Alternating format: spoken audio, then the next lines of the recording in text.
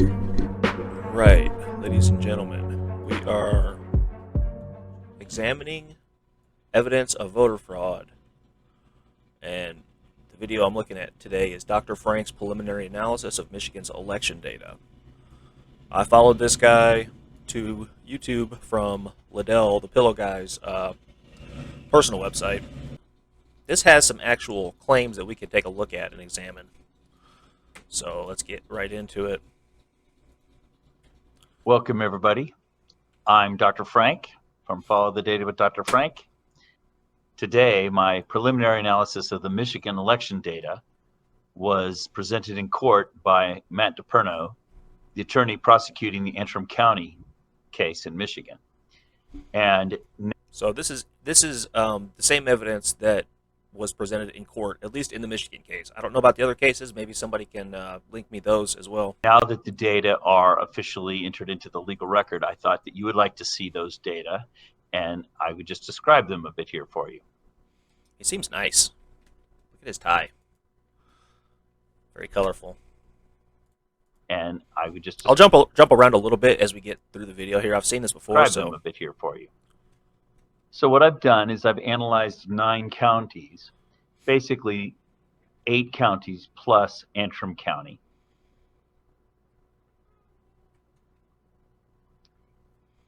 The data you're about... Proprietary and confidential analysis. Well, that's kind of hard to peer review then, isn't it? The data you're about to see in the following graphs are compiled from 3 different databases. First, there's the population data, and those are from the census.gov website.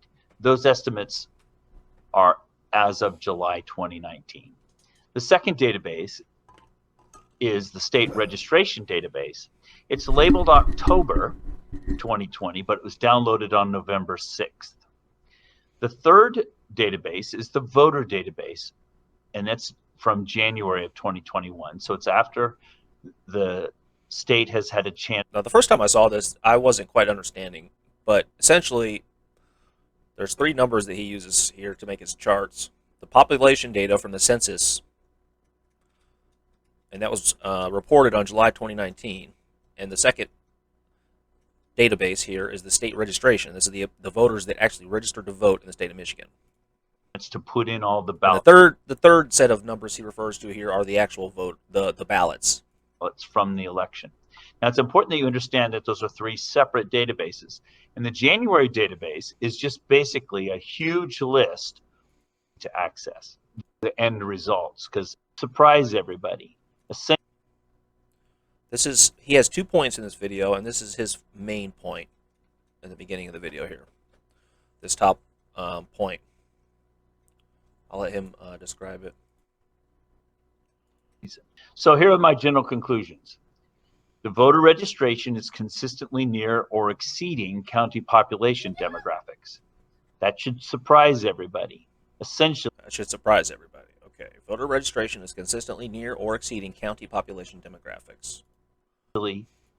This essentially means that the voter registration numbers were higher than the census data collected in July 2019.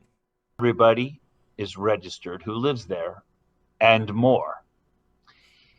Second major conclusion, there are over 66,000 ballots recorded from these 9 counties that are not associated with a registered voter in the October database.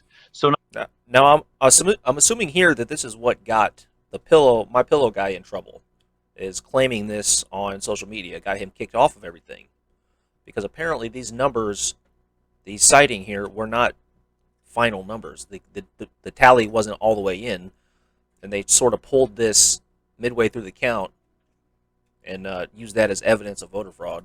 In other words, there are people that were counted in the election who are not in the database. I'm assuming. If I'm wrong, let me know. And this is for these 9 counties. I've already got 66,000. Something tells me when I finish the state that I'm going to have close to 150,000, because that's the amount of ballots that got injected at the last minute. A lot of you have seen those time graphs where you see a sudden jump in Michigan, and that sudden jump is about 150,000 ballots. And I bet you that those are ballots that were inserted at the last minute. that do not correspond to somebody in the state database. Next point, the ability to predict ballot demographics with such remarkable precision. In other words, the average correlation coefficient you're about to see is 0.997. It demonstrates the activity of a regulating algorithm. It doesn't characterize human behavior. Human behavior is far more random than that. So this analysis confirms, as seen in several other states, that ballots are being harvested at the precinct level, regulated at the county level, and determined at the state level. The degree of precision observed confirms that the algorithms had access to the voting databases and voting activity before, during, and following the November 2020 election. Well, this is a big claim here. He's claiming that because he's so accurate with his prediction of voter turnout, with this algorithm that he created, this proprietary algorithm, which I'll explain what it is when we get to the slide, but that algorithms, not explained here, but just algorithms, presumably the hackers or whoever's rigging the election for Biden. Not sure why they want Biden to win so badly, but apparently they had access to our voting databases, and they used this algorithm to change the votes, I guess is the implication here. Here are a couple of notes.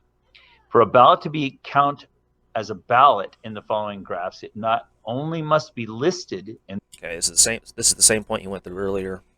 66,000 votes tallied with no voter ID found, because, as I said, presumably all the data wasn't in and correlated yet. So, at the time he drew this conclusion, this probably was a correct statement. But to keep reporting so after the fact is a type of fraud, in my opinion. Database, and I can prepare a list of these upon request. He'll go into this again. A list of these voters. He wants to get a list of the voters who cast a ballot who are not registered to vote, and go door to door and start busting skulls here. He goes into it later. What's so interesting is all the state has to do is give us the information corresponding to the IDs of those voters, and that should give us a walk list where we can go a walk list. A walk list. Very interesting result, especially since we have more people registered than we have people in the county. A walk list, baby. Let's do it. So here's March on Washington. Here's a quick summary. Did that too, didn't they?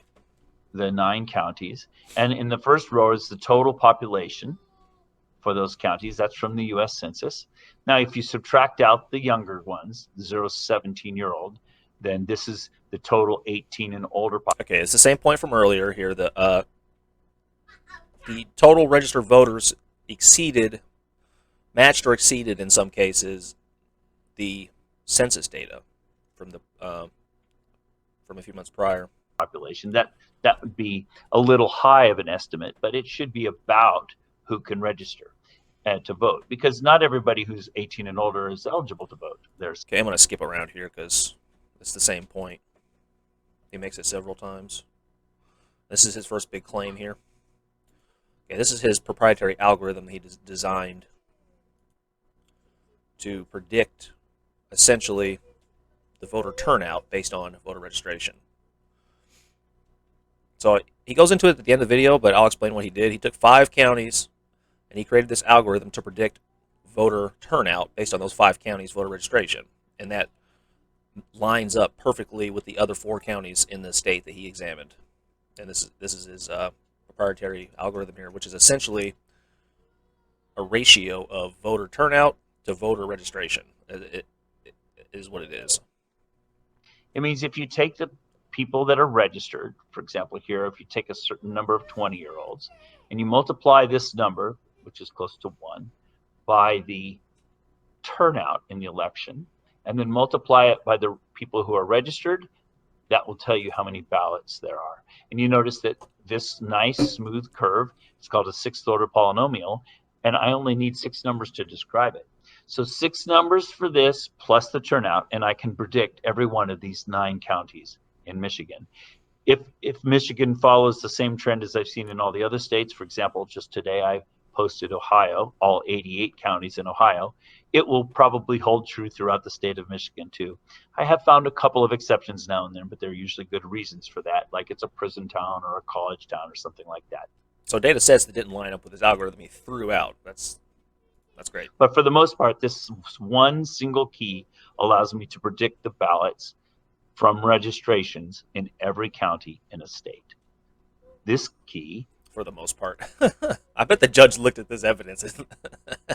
however, is different than the keys in the other states. And this is a really important point for people to understand. You need to realize that this key works in Michigan, but okay, so this is the algorithmic line. He says these are all different for each state. They look pretty close, but apparently they're all different for each state, and each county lines up perfectly to the individual key for the algorithmic key that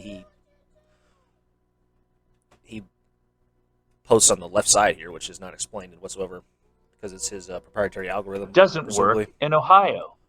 And the key that works for Ohio doesn't work in Pennsylvania. And the key that works in Pennsylvania doesn't work in Florida, and so on and so forth. In other words, I have multiples of these keys for a bunch of states now, and they're all different. What does that mean? It means that they're deciding ahead of time what they want the state outcome to be. And it means because the line matches up to the counties, his algorithm, the ratio of voter turnout to voter registration, because the ratio is so perfect across the board, it proves that they, wait, say it again, doctor. What does that mean? It means that they're deciding ahead of time what they want the state outcome to be. And they're somebody who they somewhere is deciding who they want the outcome to be. And they decided Biden for some reason. Regulating it using this algorithm. And then every county it's just fascinating. I mean, nobody wanted Biden. Even the DNC was like, okay, I guess we'll take Biden. I mean, in that state follows this algorithm. But you notice it's different in every state. So you'd have to understand why two counties right next to one another on the border of two different states, they behave differently, but yet they behave consistently throughout their own states. It basically is incontrovertible evidence that the elections are being decided at a state level and regulated at the county level. So his claim is that every single county and every single state is going to line up perfectly to his key here. Of course, the ones disregarding the ones he threw out because for special reasons, are going to line up perfectly, and that's incontrovertible evidence of voter fraud. Each state I like how he uses this term key here. This is some national treasure shit. Has its own key. Follow the money. So I just need to remind you a little bit about what a correlation coefficient is. Okay, explains what a correlation coefficient is to people who are not statisticians, and probably myself included. We get it, but it's not that important. This is his way of saying that his accuracy is so high that it couldn't be a coincidence. It has to be an algorithm at play behind the scenes. Not sure who wrote this algorithm or who installed it on the voting system of the United States, but it's not really important. Okay. This is his R value for all the counties in this Michigan case that he's brought to court, presumably. I presume this is the same sort of presentation used in court. We don't need to go into each one. They all show the same thing. And as he said earlier, they all show the same thing because the ones that didn't match he threw out. Okay, next slide. The registrations from the state registration database, the ballots from the state voter database, and then the predicted ballots. So in other words, this is the same. This here is the same point from earlier. The registration data is higher than the census data, which I'll go into the first at the end of the three video things here. are just data. I'm not making anything up. I'm just showing you. This cracks me up every time, dude. I've seen this 3 times, and every time. Each graph you're about to see shows the population by age, the registrations from the state registration database, the ballots from the state voter database, and then the predicted ballots. So in other words, the first 3 things are just data. I'm not making anything up. I'm just showing you what's in the databases. I'm not making anything up now. The fourth thing I'm showing you is what I predict the ballots would be Oh, get it together. with my key and my This is algorithm. serious. This is voter fraud, guys. So how does this work? Here's Antrim County. This blue curve, you see this blue curve here, maps Ooh, pretty blue.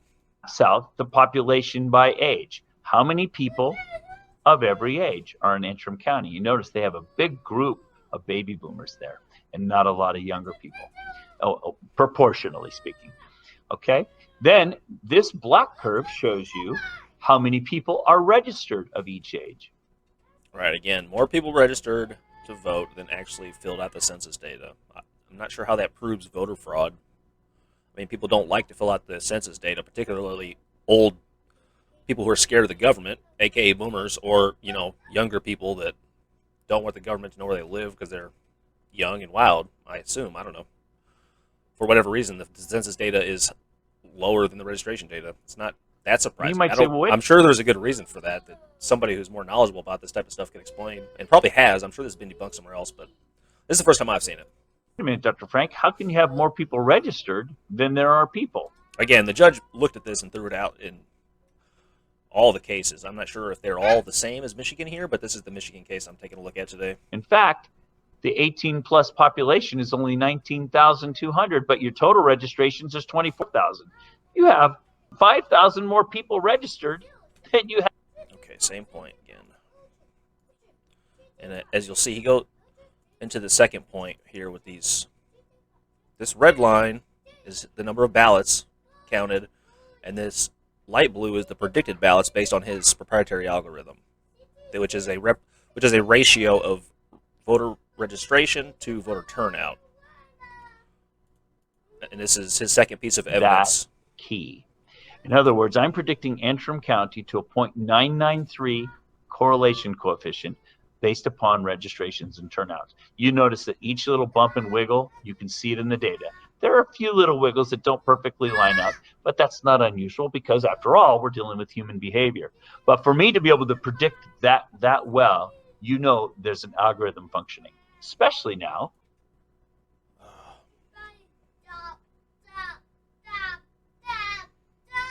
This isn't evidence of an algorithm functioning. This is evidence of an algorithmic type occurrence, but that's not the same thing as evidence of an actual algorithm at work on the voting machines that someone hacked into.